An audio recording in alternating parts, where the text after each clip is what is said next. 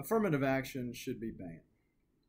My purpose today is to show that minority quotas brought about by affirmative action and other such policies should be banned in the United States.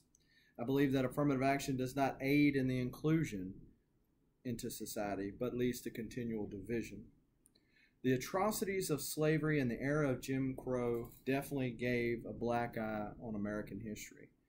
Thankfully, the brave ones that stood for civil rights brought to light these injustices, which led to the Voting Rights Act of 1965 and other legislation which leveled the playing field for all people regardless of the color of their skin. However, in 2018, I think that it's time to do away with the archaic laws and practices such as affirmative action. Where there is no vision, the people perish. Proverbs 29:18. It is ignited by a dream. Dr. Martin Luther King Jr., in his I Have a Dream speech, laid out his vision for a world where people would not be judged by the color of their skin, but the content of their character. He unfortunately gave his life for that dream 5 years later. 2 years after that I Have a Dream speech, sweeping legislation came that gave teeth to affirmative action order that had already been signed by President John F. Kennedy. Did affirmative action accomplish its goal? Sure it did, according to Dave Anderson in his article, The Top 10 Reasons Affirmative Action Should Be Eliminated. Anderson says the policy was effective early on in the law's passage. However, if you'll notice, lots of problems are already occurring because of affirmative action, such as debates, complaints, lawsuits, and tensions.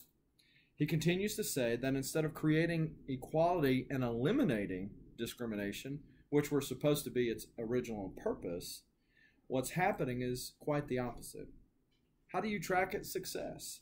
An article on the Economist website entitled Time to Scrap Affirmative Action asks the same question, but says establishing how much credit affirmative action can take is hard when growth brings progress and some of the good.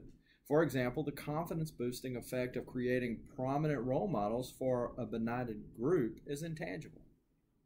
It goes on, and it is impossible to know how a targeted group would have gone on without this special treatment.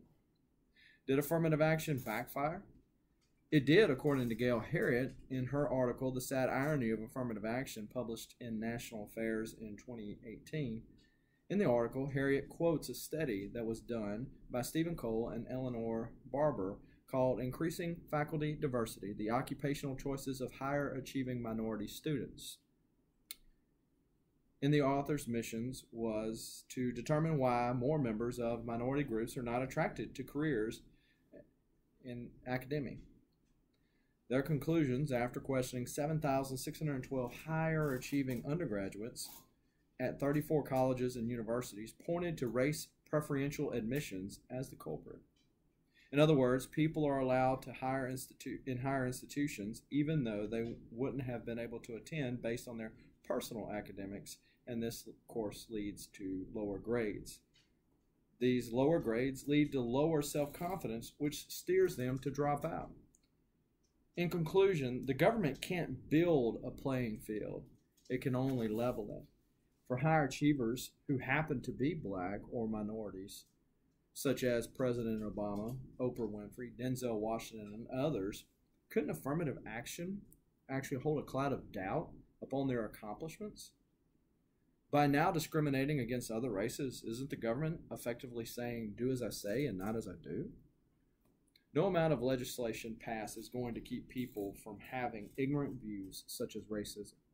However, by keeping outdated quotas associated with affirmative action, we will continue to be divided by the law that was intended to help unite us.